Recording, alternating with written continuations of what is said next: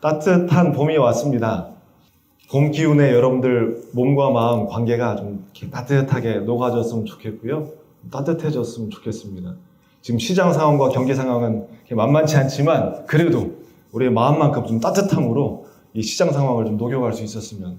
오늘 함께 보실 하나님의 말씀은요, 주보 보시면 지난주에 우리 박 목사님이 사도행전 3장에 이어서 저 이제 사도행전 4장을 이어갑니다. 사도행전 4장 13절에서 20절까지 말씀, 제가 한 절, 여러분들 한 절, 마지막 절은 함께 읽도록 하겠습니다. 그들은 베드로와 요한이 본래 배운 것이 없는 보잘것없는 사람인 줄 알았는데 이렇게 담대하게 말하는 것을 보고 놀랐다. 그리고 그들은 그 두 사람이 예수와 함께 다녔다는 사실을 알았지만 병고침을 받은 사람이 그들 곁에 서 있는 것을 보고는 아무 트집도 잡을 수 없었다.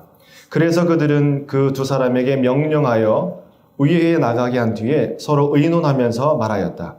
이 사람들을 어떻게 하면 좋겠습니까? 그들로 말미암아 기적이 일어났다는 사실은 예루살렘에 사는 모든 사람이 다 알고 있고 우리도 이것을 부인할 수 없습니다. 다만 이 소문이 사람들에게 더 퍼지지 못하게 앞으로는 이 이름으로 아무에게도 말하지 말라고 그들에게 엄중히 경고합시다. 그런 다음에 그들은 그 두 사람을 불러서 절대로 예수 이름으로 말하지도 말고 가르치지도 말라고 명령하였다. 그때에 베드로와 요한은 대답하였다. 하나님의 말씀 듣는 것보다 당신들의 말을 듣는 것이 하나님 보시기에 옳은 일인가를 판단해 보십시오. 우리는 보고 들은 것을 말하지 않을 수 없습니다. 아멘. 네, 오늘 말씀의 제목이 말하지 않을 수 없는 것이라는 제목으로 하나님의 말씀을 함께 나누도록 하겠습니다. 혹시 지금은 선전에 나오는지 모르겠습니다. 저도 TV를 잘 안 봐서. 제가 어느 제품에 선전하는 그 노래인데요. 짤막하게 불러볼 테니까 이게 어느 제품인지 맞춰보십시오. 말하지 않아도 알아요. 그냥 바라보면. 네. 하도 옛날 광고인가요? 옛날 광고. 아닌가요? 혹시 아세요? 뭔지? 아시는 분? 모르시는구나. 군대에서 이거 다 화장실에서 먹어봤을 겁니다. 뭐죠? 네네네. 초코파이 선전입니다. 네. 말하지 않아도 알아요. 말해야지 알죠. 말하지 않으면 몰라요. 네. 우리가 독심술이 있는 것도 아니고. 저 오늘 말하겠습니다. 네. 이거 말하지 않을 수 없는 것을 저 오늘 말씀드리겠습니다. 사실 여러분들, 교회에서는요, 믿겠다고 작정하고 오신 분들한테 이제 하나님 말씀 전하잖아요. 그래서 성경을 아시니까 하면 아로 받아들이시고 하면 어로 받아들이십니다. 근데 가장 힘든 건 이제 성경을 잘 모르시고 이제 기독교도 아니신데 이걸 이제 전하려면 이게 진짜 늘 큰 숙제입니다. 그래서 오늘은 말씀을 있는 그대로, 그리고 말씀 속에서 뭘 말하지 않으면 안 되는지, 이 베드로가 뭘 말하는지 도대체 목숨 걸고 뭔가 말하거든요. 그거를 좀 같이 전하려고 합니다. 만남이라는 글이 있더라고요. 정채봉 동화 작가분의, 지금은 이제 돌아가셨습니다. 이분의 만남이라는 글이 있는데 제가 잠깐 읽어드릴게요. 조용히 한번 이 문장을 생각해 보셨으면 좋겠습니다. 여러분들은 지금까지 수많은 만남들 가운데 어떤 만남들을 만나오셨는지요? 가장 잘못된 만남은 생선 같은 만남이다. 만날수록 비린내가 묻어오니까. 가장 조심해야 할 만남은 꽃송이 같은 만남이다. 피어있을 때는 환호하다가 시들면 버리니까. 가장 비천한 만남은 건전지와 같은 만남이다. 힘이 있을 때는 간수하고 힘이 다 닳았을 때는 던져버리니까. 가장 시간이 아까운 만남은 지우개와 같은 만남이다. 금방의 만남이 순식간에 지워져 버리니까. 가장 아름다운 만남은 손수건과 같은 만남이다. 힘이 들 때는 땀을 닦아주고 슬플 때는 눈물을 닦아주니까. 바라기는 저와 여러분들의 이 벽산에서의 만남이 가장 아름다운 만남이 되길 원합니다. 저절로 되지 않아요. 노력해야 됩니다. 눈과 눈을 마주치고요. 자기의 삶을 이야기하고요. 진심을 전할 때 그 만남은 아름다운 만남으로 이어지게 되는 것 같습니다. 저도 한번 떠올려 봤어요. 제가 제 인생 가운데 지금 이 자리에 오기까지 저를 도와주셨던 굉장히 소중한 만남이 많았거든요. 저도 아버님이 초등학교 3학년 때 목회하시다가 위암으로 돌아가셔서 어린 나이에, 저도 형제인데 홀어머니 밑에서 컸습니다. 많이 힘들었죠. 그리고 아버지의 부재로 인해서 여러 가지 마음의 어려움도 많았고 또 아버지에 대한 그림도 많았습니다. 근데 그때마다 중학교 2학년 때 담임 선생님이 저한테 정말 아버지와 같은 역할을 해주셨고, 그때 한창 중2 가장 무섭잖아요. 그때 저를 붙잡아 주셨고요. 정말 이렇게 방황하고 또 흔들리는 저를 붙잡아 주셨고, 또 고3 때 이태근 선생님이라고 정말 아버지처럼 저를 챙겨주시고 알뜰살뜰하게 제 마음까지 헤아려 주셨던 그분인데, 제 동생 때도 고3 때 담임이셨거든요. 아직도 기억이 납니다. 그 두 분 선생님이 안 계셨다면 전 중학교 때, 고등학교 때 아마 일탈의 끝을 가서 뭐 가출은 뭐 한두 번도 아니고 뭐 장난 아니었을 것 같아요. 근데 그때 그 선생님 두 분이 저를 붙잡아 주셨고요. 또 혹시 여러분들 군대 2번 가신 분 계십니까? 꿈에라도 나오지 말아야 돼. 저 군대 2번 갔다 왔어요. 학사장교로 갔다가 무릎 부상으로 귀양 조치받고, 이제 그러면 군대 안 갈 줄 알았는데 다시 그걸로는 뭐 안 된다고 하더라고요. 다시 이제 사병으로 가서 논산훈련소에서 훈련 받고 또 경비교도대로 처출돼서 그 교정의 1번지 그 서울구치소에서 2년간 군복무했습니다. 저 군대 2번 간 사람입니다. 네. 근데 다리 부상 때문에 학사장교 훈련 받다가 나왔거든요. 근데 그거를 이제 사병 훈련 받고 서울구치소에 이제 경기도에 이제 그 자대 배치 받고, 거기서 중대장님과 대대장님을 너무 좋은 분을 크리스찬이셨는데 만났는데, 저의 무릎을 아시고 일반 병원에서 수술 받을 수 있도록 도와주시고 재활 치료까지. 그래서 거기에서 이제 제대로 치료를 받았거든요. 그때 당시 뭐 MRI 찍으면 또 비쌌고, 근데 그거를 전체 다 군대에서 배려를 해주셔서 무릎도 수술도 잘 받고 재활 치료도 잘해서 지금 멀쩡하게 걸어 다닐 수 있게 됐습니다. 인생 가운데 아마 여러분들도 다 있으셨을 거예요. 그때 그 상황에서 그분 만나서 그분 때문에 내가 다시 일어섰지, 그분 때문에 내가 이 자리에 설 수 있게 됐지, 너무 고마운 분이 분명히 있을 겁니다. 저도 이 벽산을 만나게 된 게 제 인생의 정말 큰 변화입니다. 제가 기독교 밖에 있는 분들에게 이렇게 설교할 줄이야 누가 알았겠습니까? 또 그 말씀을 준비하기 위해서 이렇게 또 성경을 열심히 볼 줄이야 누가 알았겠습니까? 너무 감사한 것 같아요. 감사한 것 같아요. 우리 감사함을 좀 표현해봤으면 좋겠습니다. 옆 사람에게. 제 옆에 있어주셔서 감사합니다. 인사 한번 하시죠. 시작! 네, 저와 함께 계셔주셔서, 이 자리에 와주셔서, 또 말씀에 동참해 주셔서, 잘 들어주셔서 너무 감사합니다. 만남은 누가 저절로 만들어주는 것이 아니라 내가 만들어 가는 것 같습니다. 누군가에게 사랑을 받았다면 또 누군가를 또 사랑을 줘야 되지 않겠습니까? 여러분들의 만남을 축복합니다. 그리고 이 벽산의 만남을 축복합니다. 우리의 만남이 정말 아름다웠으면 좋겠고요. 만남을 통해서 힘을 얻었으면 좋겠고요. 그 만남 가운데 하나님이 함께 하셨으면 너무 감사할 것 같고 좋을 것 같습니다. 저도 사람을 만나면서, 좋은 스승을 만나면서, 좋은 어른을 만나면서 이렇게 바뀌어 왔습니다. 성경에도 보면 하나님을 만난 사람들의 이야기가 기록되어 있고요. 예수님을 만난 사람의 이야기가 기록되어 있고요. 그들의 삶이 어떻게 바뀌어졌는지 너무 자세하게 기록되어 있는 게 성경 말씀입니다. 먼저 기록되고 경험한 게 아니라 먼저 경험하고 경험한 것을 혼자 감당할 수 없어서 이거를 누군가에게, 후손들에게 알려주고 싶어서 기록으로 남긴 게 성경입니다. 그러니까 여러분들 성경을 보시면요, 하나님이 누구신지, 예수님이 누구신지, 하나님과 예수님을 만난 사람들이 어떻게 인생이 달라졌는지 너무 자세하게 기록되어 있습니다. 궁금하시면 꼭 한번 읽어보셨으면 좋겠어요. 만남이 어떻게 사람을 바꾸어 놓고 만남이 사람을 어떻게 변화시키는지, 특별히 하나님과의 만남과 예수님과의 만남을 통해서 어떻게 사람이 완전히 180도 바뀌게 되는지 세세하게, 너무나도 자세하게 기록되어 있습니다. 꼭 한번 보셨으면 좋겠어요. 베스트셀러 중에 베스트셀러가 성경 바이블이거든요. 예수님을 만난 한 사람을 오늘 소개할까 합니다. 그 이름의 원래 이름은 시몬이라는 이름이었습니다. 시몬의 뜻은 갈대입니다. 바람이 불면 이리저리 흔들리는 시몬. 그의 인생 가운데 이제 예수님이 그를 찾아주셨고 그를 만나주셨습니다. 그리고 그를 만나자마자 예수님이 새로운 이름을 정해주시는데 한번 따라서 해볼까요? 베드로. 다시 한번요. 베드로. 네, 베드로라는 이름의 뜻은 반석이라는 뜻입니다. 원래 베드로의 본명이 시몬이었어요. 근데 예수님이 보자마자 예수님은 딱 사람을 보시면 그 안에 되게 가능성과 희망과 그 중요한 것을 보시거든요. 그것을 보시고 가만히 계신 것이 아니라 그것에 이름 붙여주시고요. 그것을 끌어낼 수 있도록 잘 도와주시는 분이 예수님이세요. 참 좋은 스승이죠. 좋은 것을 보고 그냥 지나치는 것이 아니라 보고 이해하게 해줍니다. 이름도 지어주고요. 그것을 끌어낼 수 있도록 정말 도와주십니다.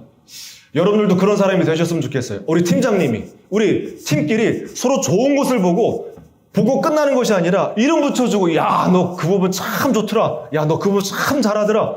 이야기해주고 끌어내주는 그런 서로에게 좋은 것을 보고 이야기해주는 좋은 사람이 될 수 있었으면 좋겠습니다. 여러분들 좋은 사람이 어떤 사람일까요? 좋은 거를 보는 사람입니다. 그리고 좋은 것을 말해주는 사람입니다. 그리고 좋은 것을 잘할 수 있도록 도와주는 사람입니다. 좋은 사람이 되셨으면 좋겠습니다. 그리고 좋은 사람이 되고 싶어요. 옆 사람 잠깐 보시죠. 잠깐만 보세요. 계속 보게 하죠. 어떤 좋은 부분이 보이십니까? 단점 말고요. 이 사람의 강점. 이 사람이 참 이렇게 좋은 점.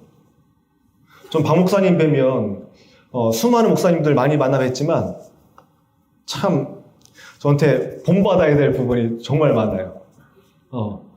그 중에 하나가 뭐냐면 참 겸손하세요. 그리고 한참 나이 어린 후배지만 저한테 좋은 책도 추천해 주시고 또 함께 좋은 것이 있으면 나눠 주십니다. 이게 쉽지 않으시거든요. 여러분들도 박 목사님이 나눠주신 음료수 많이 드셔보셨죠? 네. 나눠주세요. 퍼주세요. 전 그 부분이 닮아가야 될 부분입니다.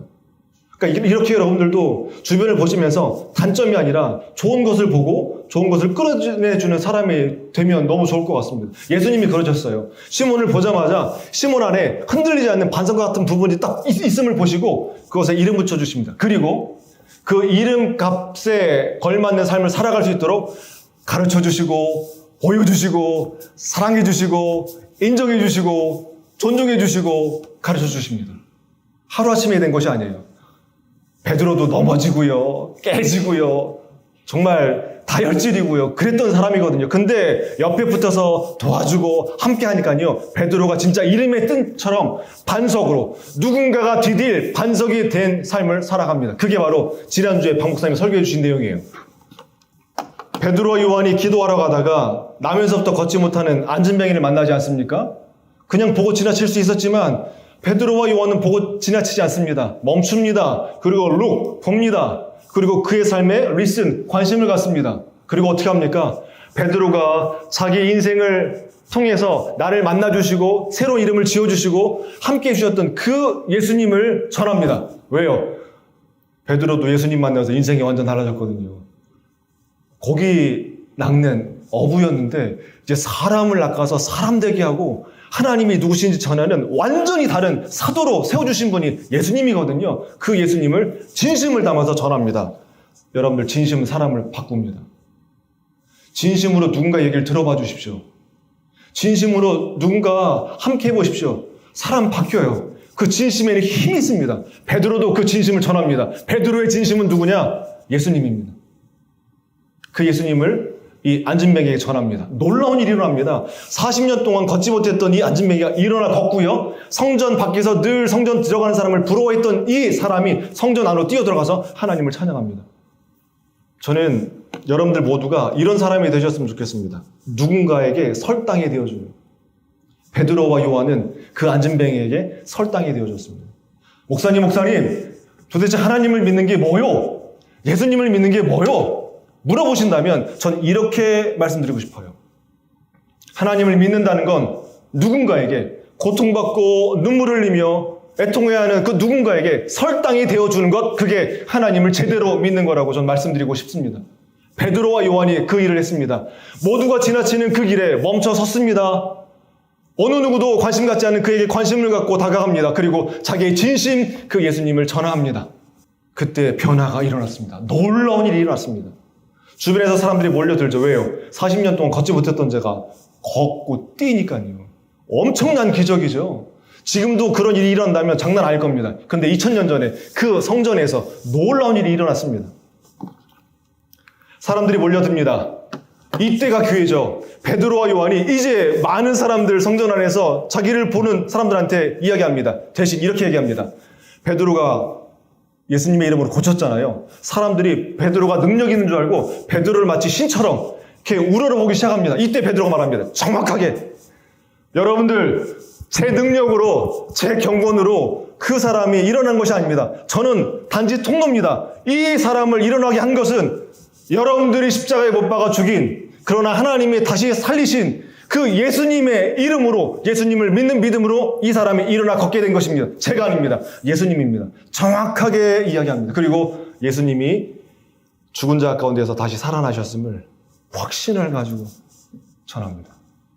그리고 여러분들도 죽지만 다시 부활할 것을 선포합니다. 이 얘기를 들은 사람들이 장난 아니었어요. 왜? 옆에 증거가 있잖아요. 예수님을 이름을 믿고 일어난 기적을 경험한 사람이 있잖아요. 장난 아닙니다. 성경에 보면 이따 보여드리겠지만 5,000명의 남자 장정이 그 이야기를 듣고 마음의 뜨거움과 동시에 믿습니다. 와! 베드로의 말이 맞아. 베드로의 말이 맞아. 근데 여러분들, 이렇게 해피엔딩으로 끝나면 얼마나 좋을까요? 당시 성전의 중심이었던 사람들은 종교 지도자들이었습니다. 거기에서 성전세를 받고요. 그 종교 권력을 통해서 모든 기득권을 누리고 있었던, 정말 안정적으로 성전 중심 안에서 편안하게 살던 종교 지도자들, 유대 지도자들이 있었습니다. 가만히 있었을까요? 와서 보니까 베드로의 중심으로 사람들이 몰리기 시작하고 말씀 전하는 게 본인들이 예수님을 처형해서 죽였거든요. 근데 그 예수님이 다시 살아나셨다. 예수님을 믿는 사람이 기적을 통해서 일어났다. 난리 나는 거죠. 이 사람들 어떻게 해야 돼요? 붙잡아야죠. 제거해야죠. 감옥에 가둬버립니다. 여러분들에게 질문 드려봅니다. 여러분들에게 힘이 있어요? 그리고 여러분들에게 어떤 그런 능력이 돼요? 근데 여러분들 불편한 사람이 있어요. 만나면 불편해. 정말 소화도 안 되고 진짜 힘이라도 있으면 어떻게 하고 싶어요. 근데 그 사람을 만약 힘이 주어졌어요. 어떻게 하시겠습니까? 당연히 그 힘을 통해서 제거하거나 없애버려야 되죠. 왜? 내 기득권에 무리가 되니까. 이 유대 종교 지도자들도 똑같았습니다. 본인들이 예수님 처형했거든요. 근데 그 예수님이 다시 살아나셨대요. 그리고 다시 살아나신 예수님의 이름을 들은 사람이 일어났대요. 난리 난 거죠. 빨리 잡아라. 감옥에 가둬버립니다. 자, 좋은 일을 하다가 칭찬받으면 기분이 너무 좋지만 진짜 좋은 일 하다가 억울하게 감옥에 갇혔어요. 여러분들 마음이 어떠실 것 같아요? 하나님, 저 하나님을 위해서 좋은 일 하는데 왜 이렇게 내 삶이 엉망진창이에요? 사람들은 더 욕하고 또 손가락질하고 전 정말 복음을 전하는데 왜 이럴까요? 도대체 하나님 살아계신 거예요? 이렇게 원망할 만도 한데 베드로와 요한은 그 감옥에서 어땠는지 모르겠지만 원망하며 불평하지 않았습니다. 하루가 지납니다. 그리고 제대로 처벌하려면 재판을 해야 되잖아요. 당시 재판을 하려면 유대교의 종교 지도자들이 모인 그 공회가 있습니다. 재판소. 거기에서 모여서 재판을 때려야 제대로 처벌할 수 있거든요. 이제 들어가기 전에 이제 베드로가 고민했을 겁니다. 고민했을 것 같아요. 저도. 질문 드려볼게요. 여러분들 인생을 살아감에 있어서 가장 두려워하는 사람, 가장 두려워하는 장소가 있으십니까? 전 있습니다. 아시는 분은 아시겠지만 저도 설 명절에 그 세배 드리고 일가족 태우고 어머님까지 두 딸과 제 아내, 제가 운전하다가 운전미숙으로 교통사고를 당했거든요. 차 다 폐차하고 정말 죽을 뻔했습니다. 시골 가면 또랑이 있잖아요, 똘. 근데 거기에 제가 이렇게 물티슈로 앞에 닦다가 이렇게 전방을 봐야 되는데 전방을 안 보고 운전대를 보다가 이게 운전대에 꺾였는데 곧바로 이제 똘로 쑤서 박아서, 근데 앞에 다리만 없으면 그냥 쭉 미끄러져 나가서 옆에만 긁혔을 텐데 앞에 다리가 있었습니다. 거기에 정면 충돌했어요. 그래서 박살나고 깨워 보니까 이제 난리가 난 거죠. 에어백 다 터지고 아이 이가 다 함몰돼서 피 나고 작은 아이 코 뭉그러지고 어머니 안경 다 깨지고 저도 이제 그랬었습니다. 다행히 살아서 지금 이 자리에 있지만, 그렇게 사고 난 다음에 할머님이 지금 돌아가셨지만 거창에 계시거든요. 그럼 1년 뒤에 또 거창에 계시니까 이제 인사드리러 가야 되잖아요. 그 현장을 지나가야 돼요. 거기 가려면. 저는 이제 생각으로는 괜찮겠거니 했는데 그 자리를 지나가는데 몸이 알고 있더라고요. 그 죽음의 공포를. 경직되면서 장난이 아니더라고요. 저희 두 딸은 울었어요. 너무 무서워서 그 자리가. 무슨 말씀을 드리냐면 사람은 죽음을 경험한 자리는 가기 싫어합니다. 두려움을 경험한 자리는 다시 가기 싫어해요. 왜? 죽음은 사람이 감당할 수 없는 너무나 두려운 거거든요. 저도 교통상해를 당해보니까 그렇더라고요. 근데 지금 베드로에게 있어서 가장 두려운 장소는 어디냐? 예수님을 3번 부인했던 장소입니다. 내가 믿고 따르고 자기한테 베드로라는 이름을 지어주시고 자기를 존중해주시고 가르쳐주셨던 그 스승 베드로도 호언장담했거든요. 예수님 어디 가시는데 끝까지 쫓아갑니다. 목숨 다해 쫓아갑니다. 그렇게 호언장담했던 베드로가 예수님이 이제 죽음 앞에 몰리시니까 자기도 고문과 죽음 당하는 거 누가 좋겠습니까? 그 죽음의 두려움 때문에 예수님을 3번 부인했던 장소가 저 가야바의 뜰입니다. 대제사장의 뜰이에요. 근데 저기를 또 가야 돼요. 그리고 예수님께서 사형 선고받은 거, 억울하게 사형 선고받은 곳이 저 법정입니다. 근데 저기에 또 서게 되는 거예요. 지금 감옥에 있는 베드로가 두려움이 없었을까요? 왜 인간인지라 왜 없지 않았겠습니까? 근데 그 두려움을 뚫고 넘어가요. 자, 이제 그 현장으로 가보겠습니다. 자, 짜자잔. 사내드린이라는 이제 공회입니다. 여기 이제 유대인의 법정이에요. 종교 법정이에요. 자, 현장을 공개합니다. 이렇습니다. 맨 저 끝에 이제 판사인 대제사장이 딱 앉아 있고요. 양옆에 35명, 도합 70명이죠. 총 71명이 종교 재판을 하는 위원들입니다. 다 종교 지도자들이에요. 바리새인들, 사두개인들. 네. 이들이 모여서 이제 여기서 베드로와 요한을 놓고 심판을 합니다. 심판을 해야 처벌을 할 수 있으니까요. 세웠습니다. 묻습니다. 여러분들, 당신들 어떤 권한으로, 무슨 권한으로, 누구 이름으로 이런 일을 했느냐고. 이때 베드로와 요한이 아주 담대하게 이렇게 말합니다. 수적으로는 71대 3입니다. 왜 3이냐면 베드로와 요한 사이에 누가 있었냐면요. 병고침 받은 사람 있죠. 뭐 하고 싶으세요?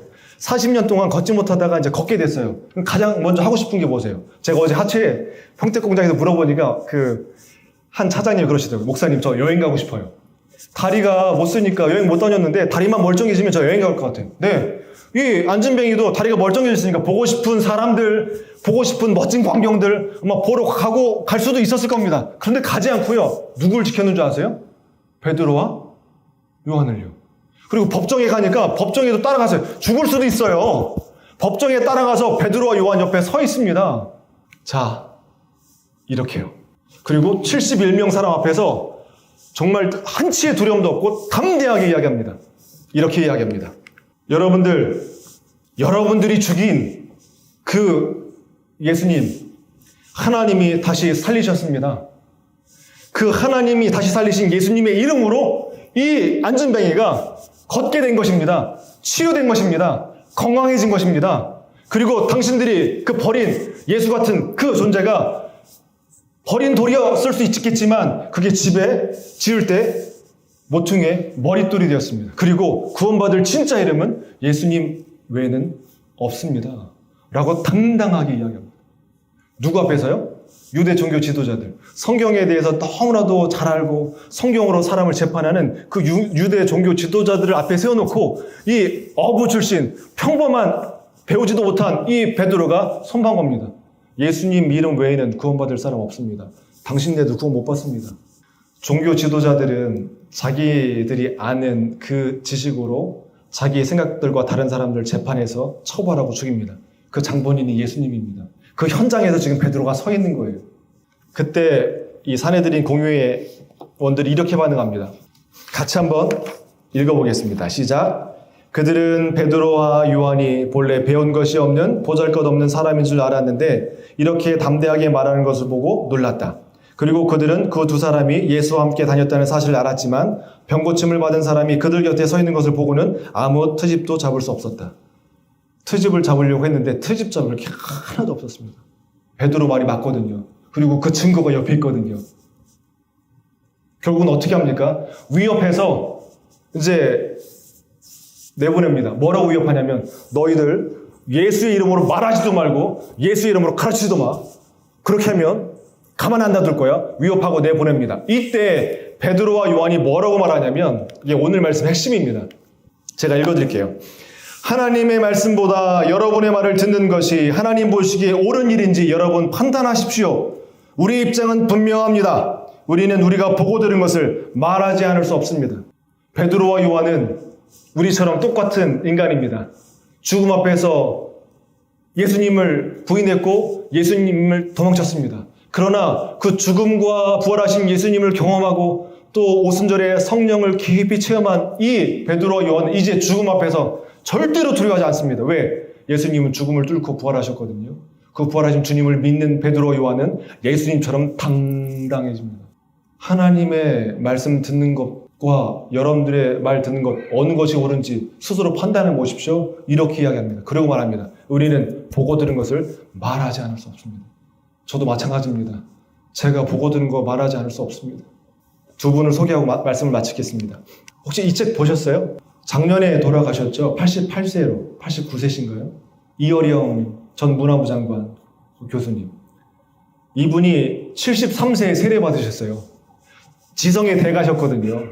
절대로 기독교인이 안 될 줄 알았는데 그 딸 이민아 목사님 통해서 또 하나님이 정말 강권적으로 만나주셔서 하용조 목사님, 오늘 이렇게 하용조 목사님께 세례를 받았습니다. 73세 때.